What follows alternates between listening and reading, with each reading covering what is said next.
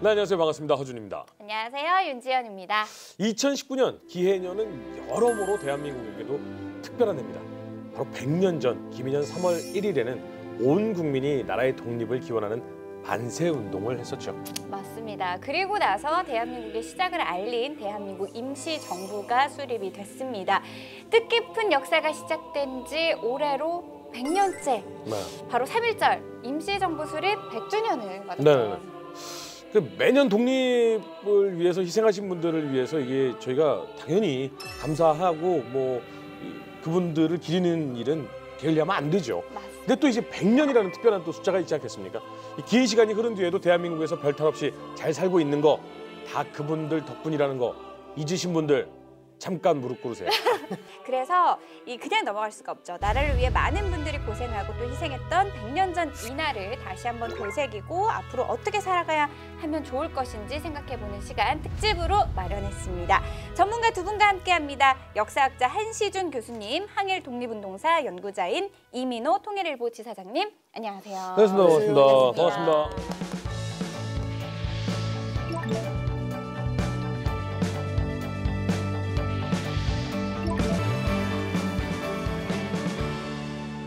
사실은 1919예요. 저희가 그래도 이 학교 다닐 때 외우기 참 좋았던 연도 중에 하나인데 맞습니다. 근데 사실은 기간이 좀 애매하단 말이죠.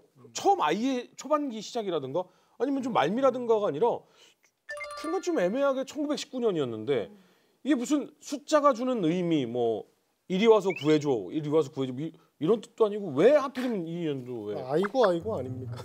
그래요. 저도 아이고로는 알고 있는데 이리 와서 구해줘.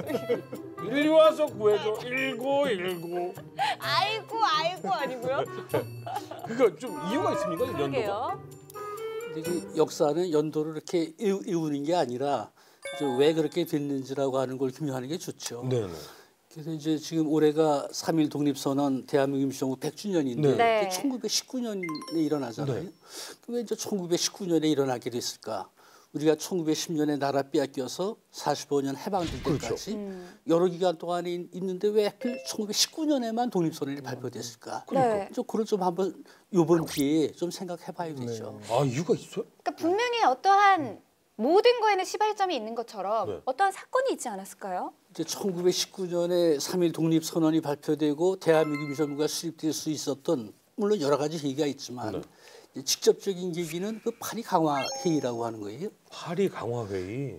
파리 강화 회의는 아시다시피 1차 세계 대전이 1918년 네. 11월 11일 날 끝나잖아요. 네. 네. 1차 세계 대전은 그 전승국만도 한 33개국이 연합해서 그렇죠. 전쟁에서 이기지 네. 않았습니까? 그래서 이제 전쟁이라고 하면 이긴 나라들이 그 전리품 있잖아요. 그래서 전리품을 나눠 갖기 위한 회의가 파리 강화 회의죠.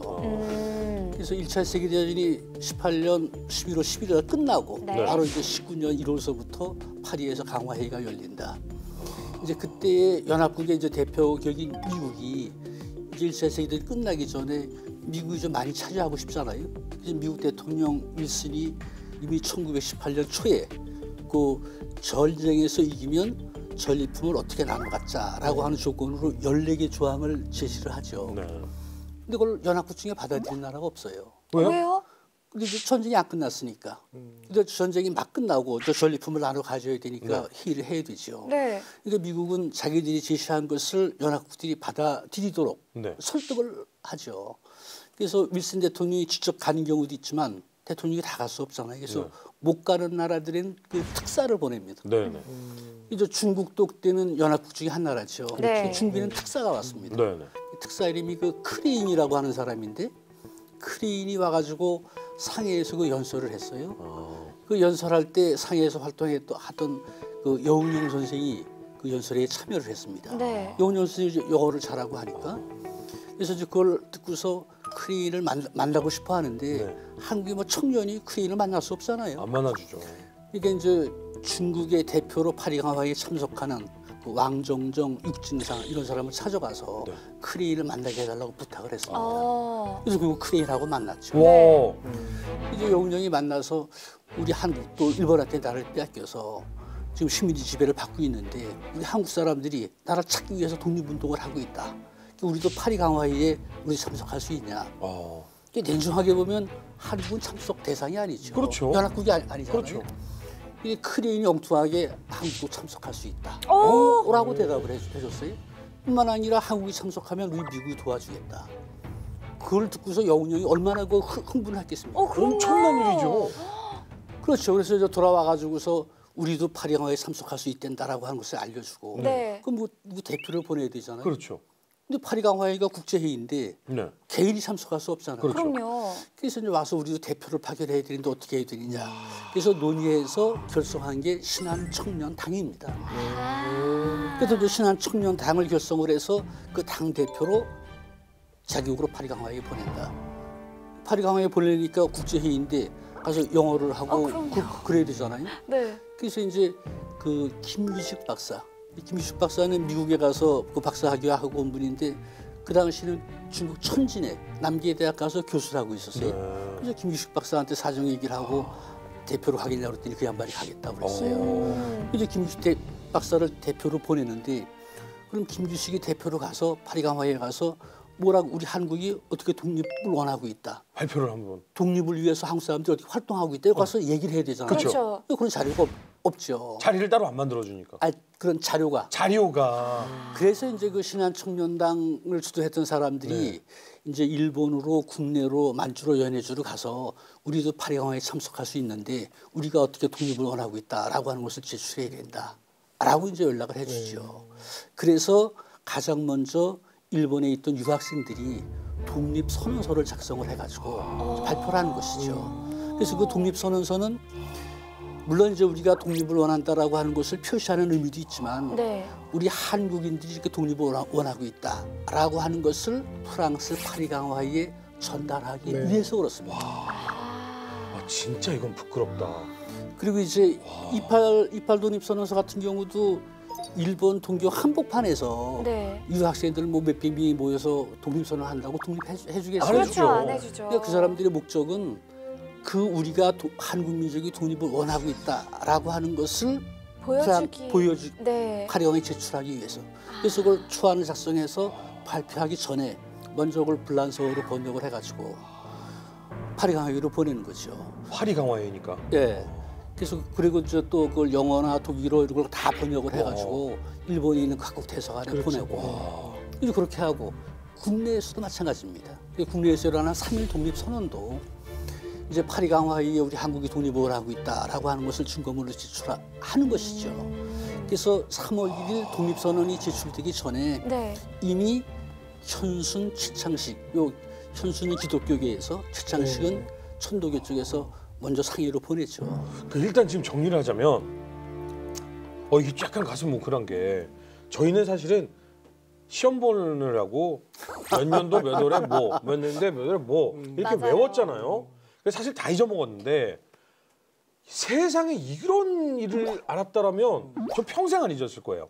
그러니까 대한의 독립을 알리기 위해서 이렇게 노력을 하셨더니 우리가 무슨 노력을 하고 있는지 이거를 세계 사람들이 알 만한 자료가 없더라. 그래서 우리가 이걸 만들어야 된다라고 해서 적국의 심장에서 사실은 거기에서 그런 걸 만들면 당연히 일본의 강압적인 탄압을 받았던 시대니까 다 잡혀가는 상황이었는데도 불구하고 그 용기를 내서 청년들이 그걸 만들고 또 대표를 뽑기 위해서 당을 만들고 또 중국에서 공신력 있는 분이 대표를 맡으면 당연히 인정을 받을 테니까 중국에서 이 교수를 하시던 분을 대표로 내보내고 이 일련의 과정이 전부 다 대한의 독립을 세계로 알리기 위한 과정이었다는 게 전 몰랐었어요, 여지껏.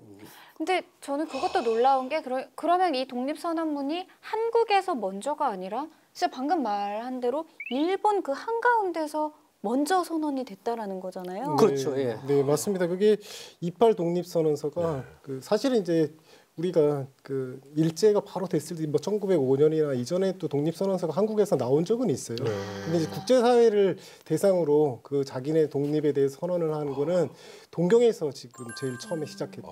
그래서 그 당시 이제 동경에서 유학하고 있던 유학생 600명, 뭐 400명이라고도 합니다만 그날 이제 1919년 2월 8일 오후 2시인데 600명이 도쿄에 있는 YMCA에 모여서 집결을 합니다. 집결을 해서 중요한 것이 본국에서의 그 3.1운동 시발점의 역할을 불씨를 만들어줬다는 그 부분이 지금 굉장히 의미를 갖고 있고요. 그 당시 이제 조선의 이제 대표적인 지식인이었던 윤치호 같은 경우에 그 3월 5일자 자기 일기에서 그 동경에서의 그 운동이 서울이 아니라 동경에서 먼저 일어나서 3.1운동 시작됐다. 이거를 이제 고백하듯이 자기 일기에다 썼고, 그리고 당시에 이제 일제의 그 조선 총독부 그 경찰대에서 그 독립운동가들을 잡아들이는 역할을 하고 있었잖아요. 네. 근데 이 사람들이 도쿄 유학생 사람들이 3.1이라는 그 운동을 소요해 도화선을 만들었다.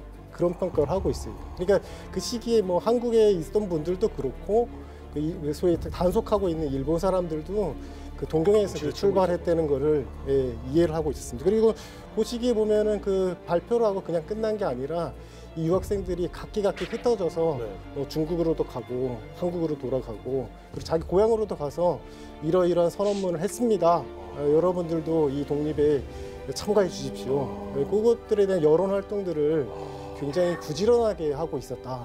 그 점에선 굉장히 뭐 28이라는 건 선각자적인 하나의 움직임이라는 저는 그런 생각이 제가 참 아둔해서 그런데 사실은 일각에서 좀 소문처럼 이렇게 막 그 음모론처럼 퍼지는 것 중에 하나가 뭐냐면 일본에 그때 당시에 일본에 가서 공부를 했다. 일본에 가서 유학을 했다. 와 이거 그러면 한국에 반하는 거 아니냐. 뭐 이런 얘기를 하시는 분들도 종종 있더라고요. 근데 이런 분들은 당연히 배워서 이 배운 것을 나라의 독립을 위해 사용하시는 분들이잖아요. 600명 정도가 되면 이때 당시 규모는 굉장히 큰 겁니까? 굉장히 크죠. 왜냐면은 그 시기에 그 지금 이제 민단의 기록에 네. 이제 나와 있는데 당시에 이제 일본에 살고 있는 교포 그러니까 소위 우리 동포 수가 26,500명 정도였어요. 근데 그 중에 이제 동경하고 이제 일본 쪽에 유학생이 한 1,000명 정도였으니까 과반이네요. 그 도쿄에서 한 과반수 이상이 그 집회에 참가했다. 뭐 그런 해석이 가능하고 이 사람들은 그러면 집단적으로 계속 연결이 다 있었다는 의미죠. 이 사람들이 명확하게 배운 사람으로서 이제 세계를 향해서 공부를 하는 동경이 그 시기에는 그런 환경에서 가장 어떻게 보면은 가깝고 환경적으로 배우기 좋은 위치이기도 했거든요. 그 적진의 심장이었고 일제 그 종주국인 일본 사람들이 있는 동네였지만 거기서 이제 민족심을 잃지 않고 선각자적으로 움직였다. 이 부분은 28 부분에서 굉장히 의미를 부여할 수 있다고 저는 생각이 말씀을 듭니다. 듣는데도 막 괜히 소름 닭살이 돋아. 네. 와 진짜. 근데 그럼 정작 이 28 독립선언서 주요 내용들은 좀 어떤 거가 있었을까요? 그 주요 내용은 뭐 일단 저기 제가 요약해서 잠깐 말씀드리면은 네. 조선 청년 독립단이라는 표현을 써요.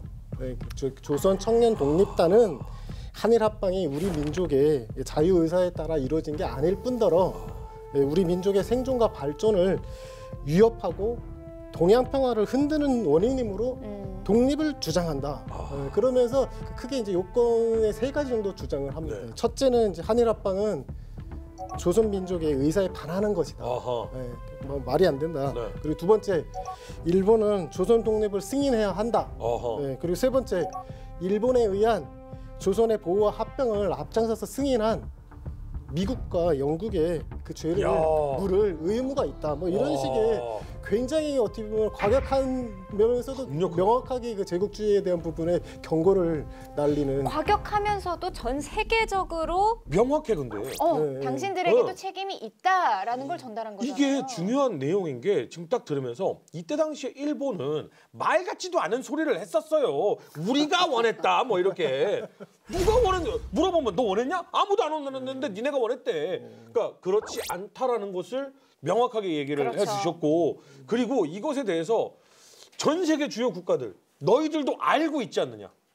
모른다라고 눈 감고 있지만 사실은 알고 있지 않느냐라고 정말 아픈 부위를 콱 꼬집었어요. 그리고 이 교수님이 앞에 말씀하신 것처럼 이거를 영어 버전, 프랑스 버전, 각국 나라 버전으로 해서 일본에 파견 나와 있던 그 각국 대사관들에다가 그 전달을 하고 그걸 설명하는 거를 버전을 같이 만들었다는 게 굉장히 세계적으로 시각을 보고 있다는 네. 그 당시에 어떻게 보면은 글자를 읽는 사람도 한국에 많지 않았던 시기에 이 사람들이 보통 깨우친 사람이 아니면 그 불가능한 일이 아니었는가. 이게 사실 우리 민족이 참 대단하다고 하는 게 이런 데서 느껴지는 것 같아요. 이때 당시에도 벌써 젊은 청년들이 이런 단체를 만들어서 전 세계를 향해서 목소리를 냈다는 게 너무 뿌듯하네요.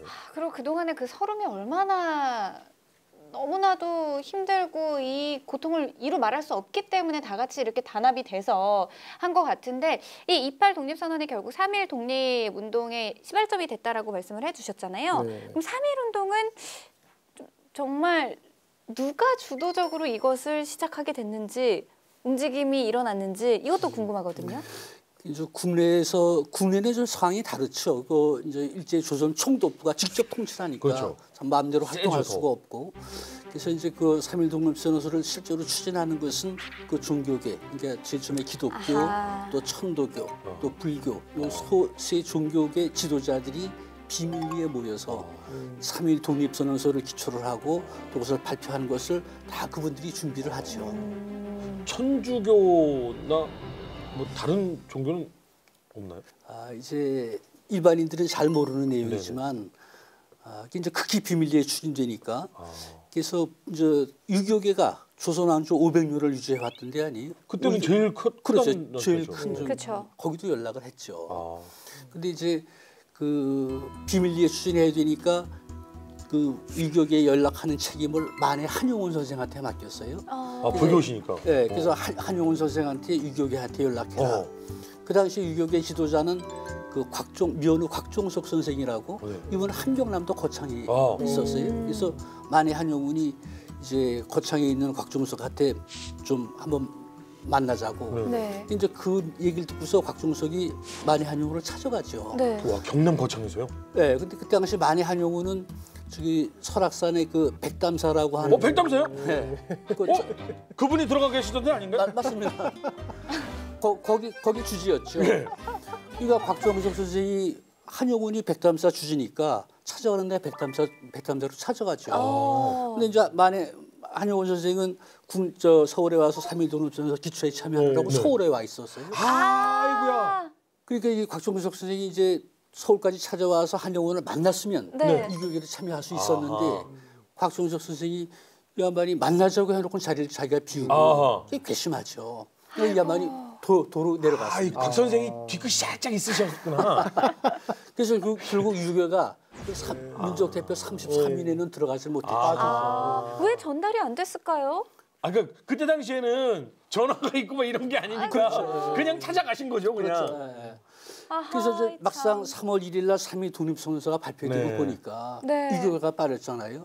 그래서 이제 유교계에서 이제 큰 그 반성이 일어났죠.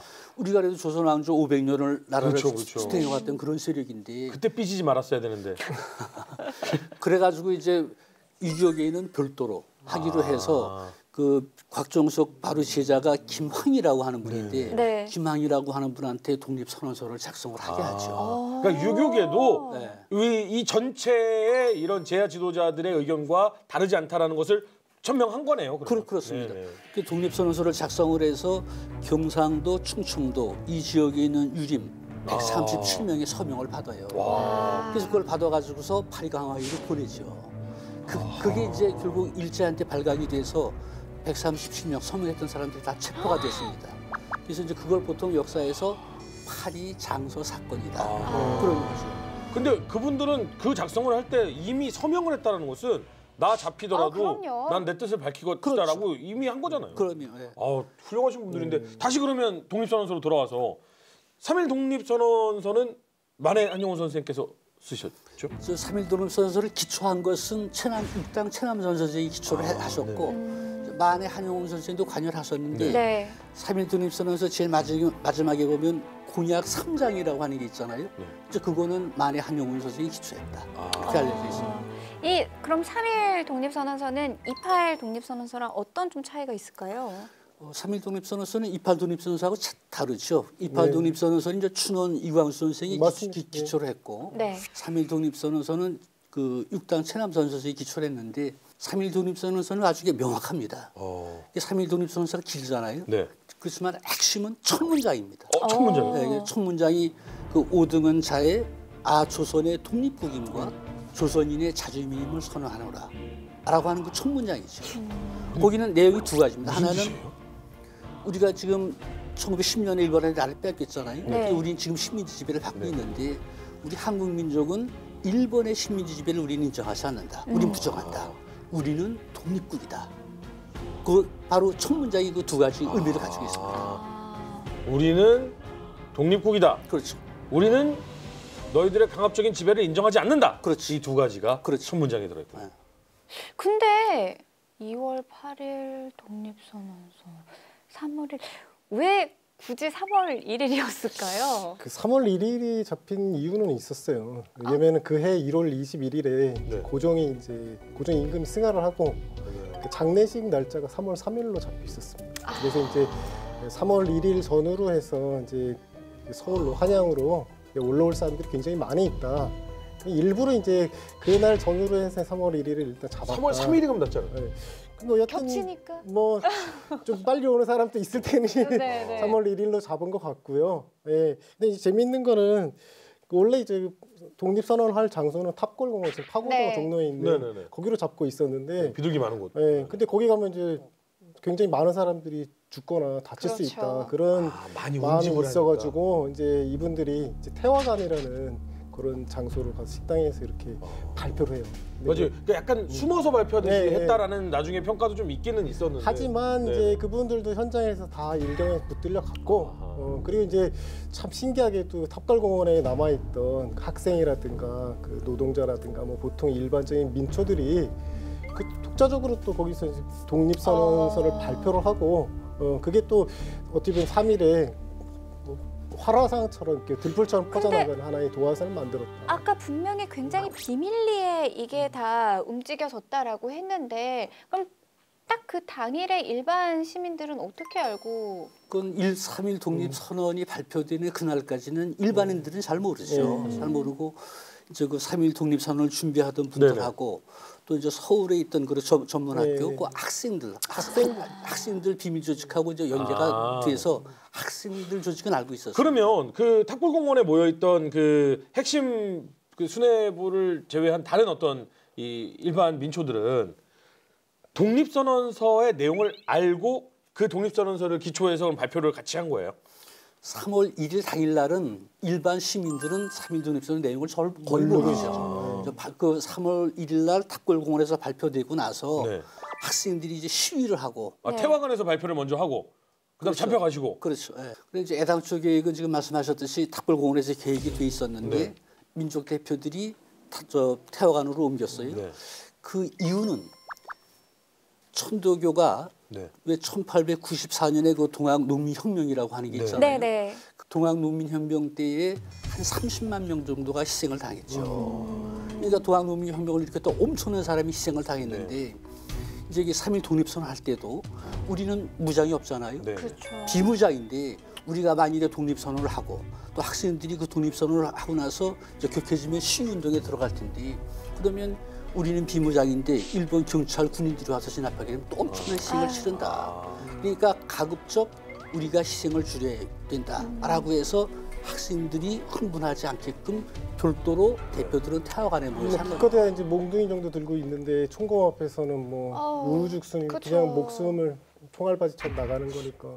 근데 33인의 대표분들의 마음과는 다르게 또 학생들은 그래도 했어요. 네. 그래도 시작을 해서 퍼져나갔잖아요. 굉장히 의협심이 있었고 용기가 있었던 것 같아요. 그래서 사실 그 3.1절 전에 그 28 독립선언 후에도 일본선 움직임이 있었습니다. 그 일본에 지금 제국 호텔이라고 테이코쿠 호텔이라고 있습니다. 그 앞에 이제 히비야 공회당이 있는데 네. 히비야 공원 굉장히 크거든요.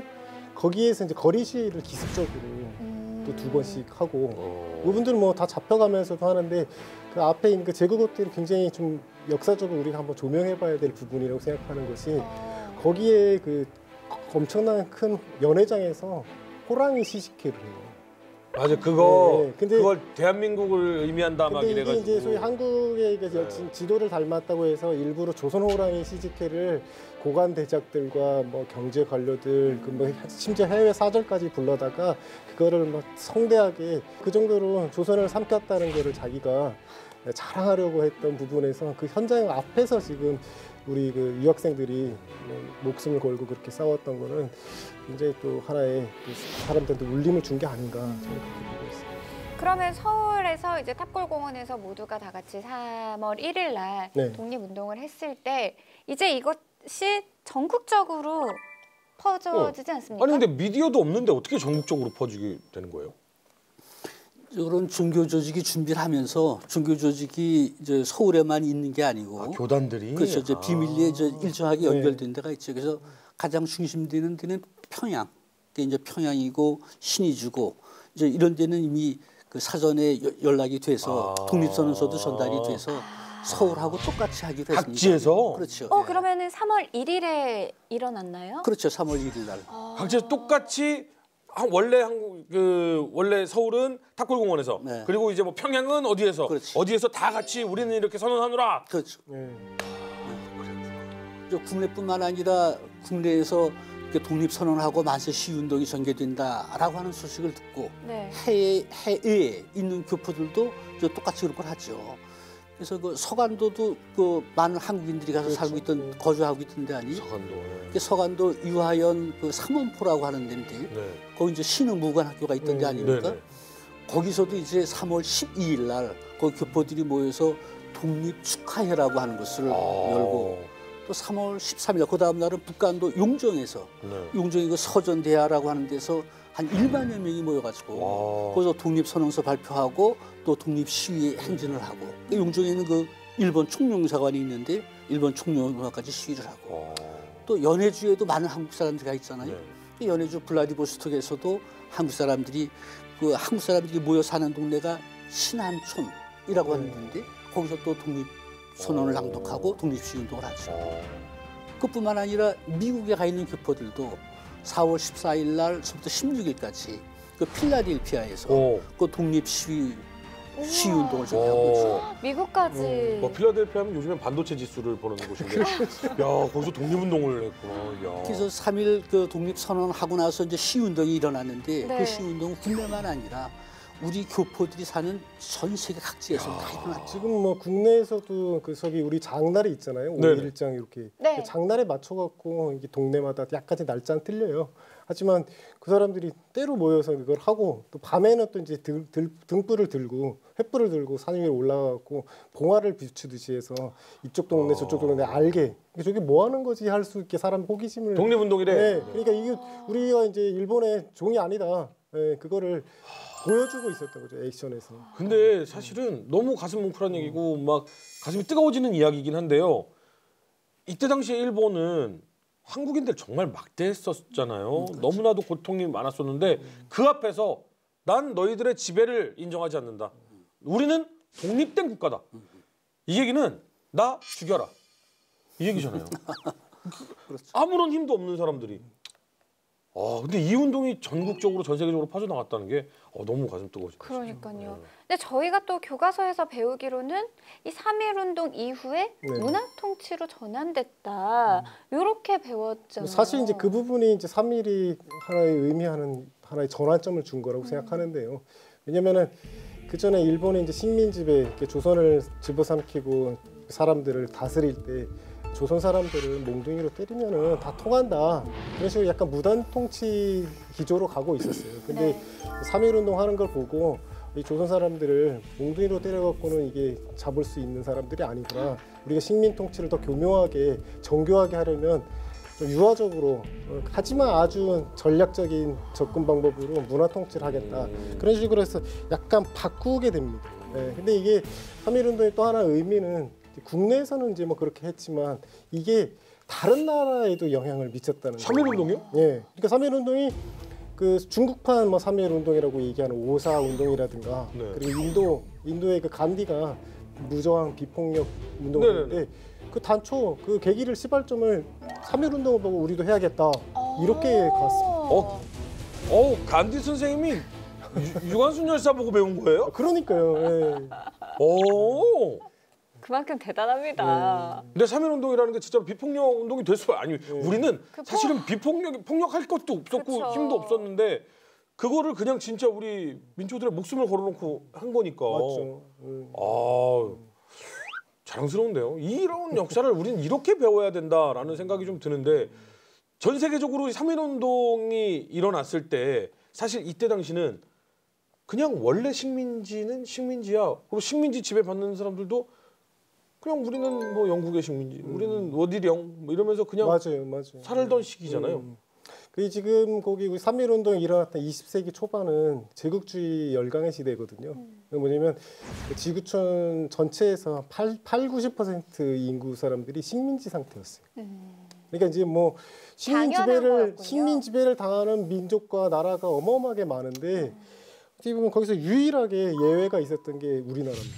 그러니까 식민지에 나라 뺏겼지만 우리 유일하게 전 백성이 일어나서 저항 운동을 대대적으로 우리 뭐 제 나라 되찾기 운동, 독립 운동을 민초가 앞에 나서서 한 거는 한국밖에 없어요. 아 그래요? 네. 세계에서 그게 유일한 거로. 아 그럼 저희는 뭐 독립전쟁이라든가 뭐 독립운동이라든가 뭐 이런 여러 국가의 이야기를 들은 적이 있으니까 그냥 전 세계적으로 비슷한 흐름이었구나라고 생각했더니 그러니까 열강과 제국주의에 점령이 당한 상태에서는 거기에 순응하는 기류로 많이 가 있었는데 우리만 거의 유일하게 우리는 일제에서 완전히 독립된 나라다. 그리고 절대 저 사람들하고는 우리 같은 피를 나눠 살 수 없다. 이런 굉장히 강한 마음이 세계 최초였군요, 우리나라가. 근데 임시정부 있잖아요. 네. 그거 100주년 되는 올해로 이 날짜 바뀐 거 알아요? 임시정부 수립 날짜 바뀐 거 알아요? 알죠. 알아? 생각보다는 똑똑해요. 아니, 도쿠멘터리 전쟁사 3년 차인데요. 4월 13일에서 4월 11일로 바뀐 거 네. 같아요. 이유도 알아요? 아, 그건 모르죠. 그거 알았으면 제가 여기 앉아야죠. 그 이유를 알아야 됩니다. 이유는 무엇일까요? 네. 이제 그걸 얘기하기 전에 그 이제 3.1 독립선언, 3.1 운동이 우리한테 어떤 영향을 줬냐라고 하는 것인데 3.1 독립선언 하고 나서 3.1 독립선언이 우리는 독립국이다라고 하는 걸 선언한 거잖아요. 네. 그럼 독립국이라고 했으면 독립국을 세워야 되죠. 네. 만일 3.1 독립선언에서 독립국이다라고 하고 독립국을 안 세웠으면 네. 3.1 독립선언은 의미가 없죠. 말해놓고 실행하지 않으면. 네. 근데 우리는 지금 3.1 독립선언을 발표한 3월 1일을 3.1절이라고 국경일리 제정해서 기념하고 있잖아요. 네. 그건 의미가 있으니까. 네. 의미가 있다고 하는 것은 독립국이라고 하는 것을 선언해놓고 실제로 독립국을 세웠으니까. 네. 그래서 이제 그 3월 1일 날 독립국을 선언했는데 실제로 보면 우리가 독립국을 세울 수 있는 데가 없죠. 국내는 세울 수가 없고 만주 연해주 여기도 많은 분들이 우리 한국 교포들이 가서 몇십만 살고 있고 독립군들 결성했다고 그래서 우리가 자유롭게 활동할 수 있는 줄 알겠지만 거기도 중국 땅, 러시아 땅 아니에요? 중국 사람들 살고 중국인 관리가 통치하고 네. 러시아 사람들 러시아 관리를 통치하는데 근데 중국 사람들 러시아 사람들이 보는 한국인들은 뭐 나라 뺏기고 불쌍한 사람 이런 게 아니라 그 사람들이 보는 한국인들은 일본 학살입니다. 네. 이거 언제나 경계 대상이죠. 그러니까 거기서도 세울 수가 없어요. 근데 이제 중국 상해 가서 세우죠. 그렇다고 해서 많은 분들이 이게 중국이 도와줬나 보다. 사실 중국하고는 크게 관계가 없습니다. 그렇죠. 그 상해에 있는 프랑스 조개. 네. 이제 프랑스가 상해에 일정한 지역을 차지해서 프랑스 조개를 설치했잖아요. 네. 유일하게 한국인들의 독립운동을 그래도 적극적은 아니지만 지원해주고 협조해준 데가 프랑스입니다. 그러니까 다른 국가들은 지원은커녕 막기까지 했는데 맞죠, 맞죠. 프랑스는 그래도 뭐 그래, 그 정도까지는 우리가 해줄게라고 도와준 거예요. 프랑스 같은 경우는 왜 프랑스 대혁명이 있었잖아요. 네. 네. 대혁명의 정신이 자유, 평등, 박애라고 하는 거잖아요. 프랑스도 물론 제국주의죠. 네. 근데 자기들 프랑스 대혁명 정신을 내세우면서 우리는 정치망명자는 탄압하지 않는다. 그러니까 독립운동가들도 정치망명자죠. 그렇죠. 그래서 프랑스 조계 안에 한국인들이 와서 독립운동하는 것을 프랑스 조계는 그래도 일정하게 허락을 해줬습니다. 그래서 이제 독립국을 선언해놓고 독립국을 세울 수 있는 데가 아무 데도 없죠. 네. 유일하게 프랑스 조계입니다.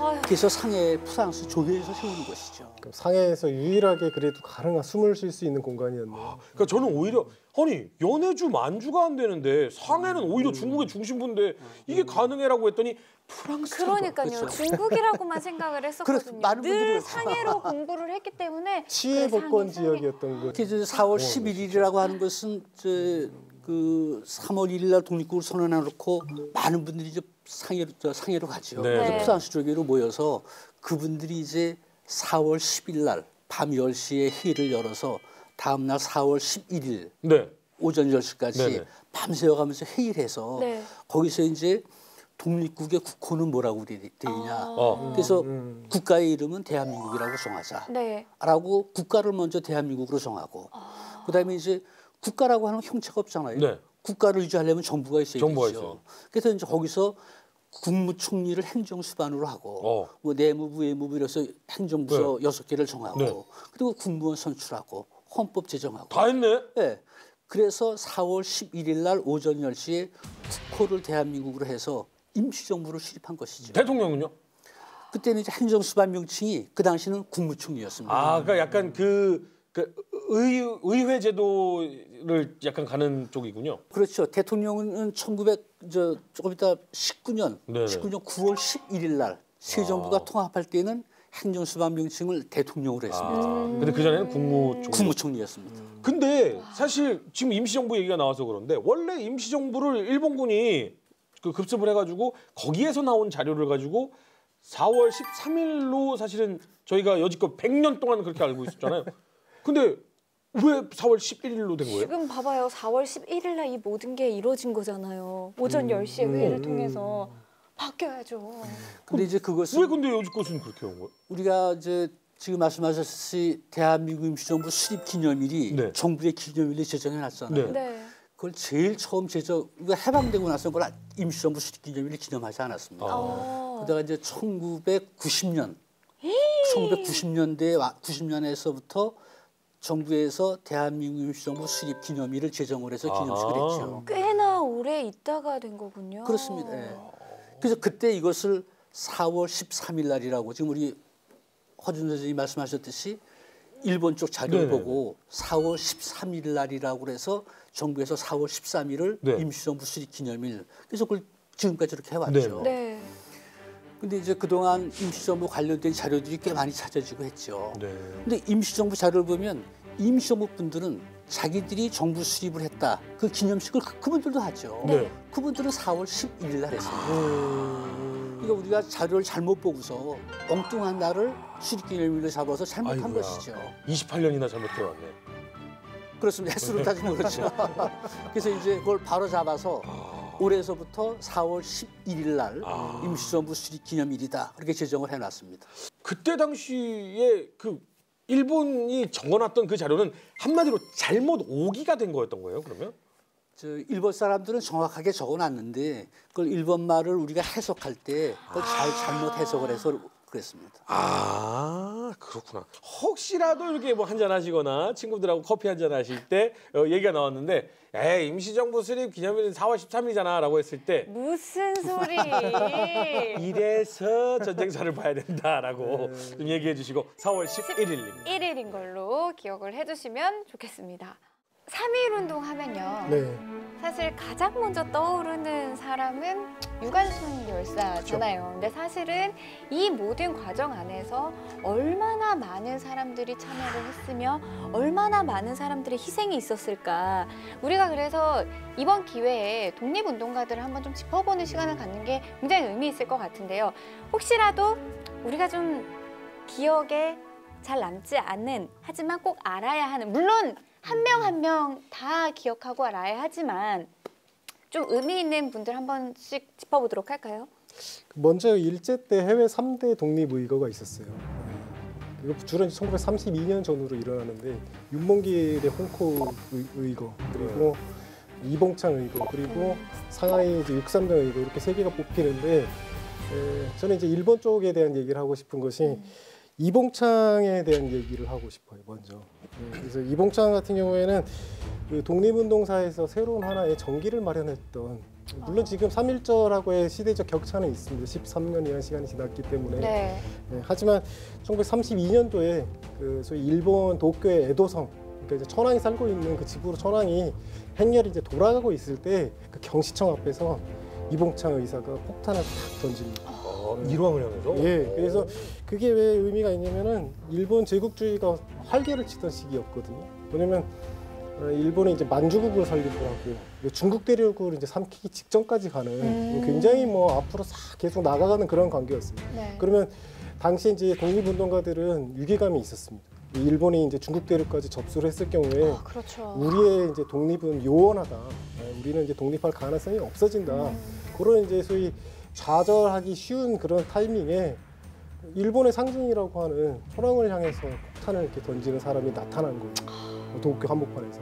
그래서 그 던진 이후의 상황은 어떻게 됐나요? 그 던진 이후에 이제 이분이 이제 바로 이제 체포돼가지고 재판을 이제 받고 사형을 이제 선고를 받고 재판까지 가셨네 또. 네, 일왕은 갔습니다. 어떻게 됐나요? 뭐 일왕은 사실은 이제 그 미수에 그친 것이 이제 폭탄이 그 마차 쪽에 떨어져서 일왕 쪽에는 안 갔고 그만큼 뭐 굉장히 삼엄한 경비가 있었기 때문에 사실상 그걸 시도했던 자체가 놀랍다고 그렇죠. 볼 수 있고 그거 자체를 용기를 봐야 되지 뭐 이게 성공 여부를 그렇죠. 지금 따질 수는 없는 네. 부분 같아요. 그래서 그게 해외 3대 의거로서 뽑힐 수 있지 않나 저는 그렇게 보고요. 그리고 이제 이봉창 의사가 1월에 이제 그거를 거사를 일으키고 10월에 이제 사형 집행을 당합니다. 네. 아, 이제 형무소에서 이제 얼마나 고초를 많이 쓸쓸하게 겪으셨을까. 이제 돌아가시게 되는데 제가 그 현장에 다녀왔었어요. 네. 몇 번 제가 가봤는데 네. 지금 현재 이제 도쿄 이제 신주쿠에 네네. 굉장히 이제 작은 동네에 있는데 이치가야 형무소라는 데가 있습니다. 현재는 이제 형무소가 없어지고 그 터만 남아 있는데 네. 그 터가 남아 있다는 것도 아마도 그냥 냅뒀으면 몰랐을 텐데 일본 변호사 협회에서 나중에 여기 이제 죽은 사람이 많다고 유령탑을 세운 거예요. 네, 그래서 근데 그게 현장을 가봤더니 동네 작은 이제 놀이터에 한 구석에 있는 거예요. 막 쓰레기도 막 투기돼 있고 형편없이 돼 있는데 여기가 맞나 싶을 정도로 찾는데도 약간 고생한 기분. 가서도 맞나 이런 생각이 드는 거예요. 왜냐면은 거기서 굉장히 많은 분들이 고생을 하다가 많이 죽었잖아요. 독립운동하다가 뭐 고초당하다 지사 맞아요. 역할 하시다 죽은 분들이 많은데 이게 이렇게 버려지고 있다. 이게 굉장히 마음이 좀 아프다는 생각이 들었고. 근데 이치가야 형무소면은 그 왜 영화 박열 그렇습니다. 재밌게 거기에도 네. 나오는 그거 맞습니다. 아닌가요? 이치가야 형무소에 이제 박열 선생이 수감이 돼 있었고 그분도 사실은 일본서 이제 활동을 주로 했기 때문에 네. 이제 국내에는 그다지 알려져 있지 않았는데 이 영화로 이제 제작이 되면서 네. 그 아나키스트 박열 이런 식으로 이미지가 굉장히 오랜 기간 네. 재판을 하셨고 네. 재판 받는 동안에도 그 당당함 네. 그리고 그 호쾌함 이런 것 때문에 굉장히 뭐 약간 영화의 이제 극적 요소로서 이 사람을 이제 푸른 부분들은 있어요. 저도 보면서 야, 이 감독님이 굉장히 희화를 잘했구나. 그래도 제가 그 이제 인터뷰 갔었었거든요. 그래도 이게 감독님의 열정이 이중익 감독님이 뭐 굉장히 어쨌든 그 부분에 특화된 감독인 건 맞아요. 맞는데 결국 이제 영화에서는 로맨스가 있어야 되잖아요. 네. 근데 또 일본 여성하고의 이제 로맨스 부분이 맞아요. 또 저기 클로즈업이 되고. 그래서 마지막에 보면 그 사진 나오잖아요. 여기 사진 있네. 맞습니다. 그 연인과 찍었던 사진들이 네. 영화하고 교묘하게 교체되면서 실제 이런 사진들을 보면서 올라오는 거 맞습니다. 봤어요. 예. 그래서 저 그림을 보면은 저 사람의 어떻게 보면 품성을 하나 보여주는 네. 부분이라고 생각되는 게 박열이 이제 사실 죄로 잡힌 거는 1923년도에 일본에 이제 대지진이 일어납니다. 관동 대지진. 네. 그 엄청나게 많은 사람들이 이제 죽는데 네. 이 일본 사람들이 그 시기에 그 지진의 원인 그리고 이게 사회 혼란의 원인을 갖다가 조선인으로부터 찾으려고 그래요. 아 이거 무슨 말도 안 그러니까 되는 이게- 소리입니까? 이게 뭐 조선인들이 뭐 우물에다가 독을 타놨다. 그리고 뭐 괜히 사람들 뭐 지나가는 사람들을 괴롭히고 한다 이런 식으로 뭐 허위 소문들을 막 퍼뜨리고 이제 이거를 갖다가 또 이제 일본의 이제 소위 미디어들이 신문에 이제 그걸 리포트를 쓰는 거예요. 어디서 뭐 했다 뭐 그러니까 했다. 박열 영화에서도 나오지만 저는 거기 내용이 어떤 게 진짜인지 뭐 어쩐지는 뭐 검증할 능력은 안 됩니다만 사실은 자신들이 잘못했던 것들을 어디 이 대중들의 분노를 어디로 돌릴 데가 지금 맞아요. 없었던 거예요. 누구의 탓으로 그랬더니 해야지만 분노가 쓱 풀리니까. 보니까 지금 조선인들 쪽으로 이렇게 좀 간다. 그럼 우리가 여기다 물꼬만 터주면 되겠다라고 해서 정부하고 미디어가 앞장서서 그런 네. 짓거리를 한 거잖아요. 그래서 사실 그 장면에도 나오지만 일본 사람한테 우리가 이런 식이에요. 일본 사람이에요? 아닌데요. 감사합니다 해봐. 감사합니다. 죽어. 이렇게 한국인들을 사냥하고 다녔던 일이에요. 맞습니다. 이게 정말 발음이 안 되는 너무 것들을 분노가 돼서 그렇게 한국 사람들에게 야, 일본 발음 이거 해봐라고 해서 안 되면 잡 끌고 와서 죽였던 이런 너무 슬픈 사연들이 나왔었고 사실은 그것을 보호하기 위한 자경단 활동을 하셨던 분이시고. 맞습니다. 네. 그러니까 자경단이란 게 이제 조선인을 이제 주기로 댕기는 그 나쁜 사람들이었어요. 일종의 뭐 방범 활동하는 그거를 겉으로 내면서 실제로 사람을 주기로 댕기는 역할들을 했었는데 그게 이제 관이 허가를 해주는 듯한 용인하는 네. 듯한 기류가 일본의 굉장한 광기의 시대였다고 네. 생각이 되고요. 근데 박열이 이제 잡혀 들어갔던 죄명이 재미있습니다. 천황을 특살하려 했다. 어? 그래서 실제로 그랬나요? 대역죄. 그거는 재판 만들어낸 과정이나 이렇게 봤을 때는 조작했다는 게 정설로 보여지고 실제로 그 정도까지 가기에는 약간 이제 시간이 필요한 수준. 이제 그래서 이제 박열을 타깃으로 잡았던 것도 한 가지 배경이 아나키스트였던 부분들이 있습니다. 아나키스트가 이제 일본 사람이 소위 이제 외국 외래어를 갖다가 자기네식으로 해석을 한 게 무정부주의자다 이렇게 한 거예요. 근데 이게 제가 아는 한도로는 무정부주의라는 거는 번역이 잘못된 거예요. 왜냐면 아나키즘이라는 게 기본적으로 이제 국가 권력이라든가 어떤 체제의 힘이 이제 강한 사람들이 인간들, 개인들의 그 자유라든가 자기의 믿음 같은 거를 해치면 안 된다. 그래서 그게 이제 최소한으로 가야 되는 어떻게 보면 굉장히 이상적인 느낌입니다만 인본주의적인 지향을 하는 그런 사람들의 모임이거든요. 네. 그러다 보니까 이 사람들은 그 소위 이제 절대 권력을 용인하지 않습니다. 근데 그 당시에 절대 권력이라는 게 천황이죠. 그러니까 뭐 신격화돼 있는 천황을 중심으로 신국이다, 이제 가미카제 특공제다, 뭐 이런 식으로 일본의 이제 광기를 잠재우는데 이제 박열이 나서서 이제 대리격으로.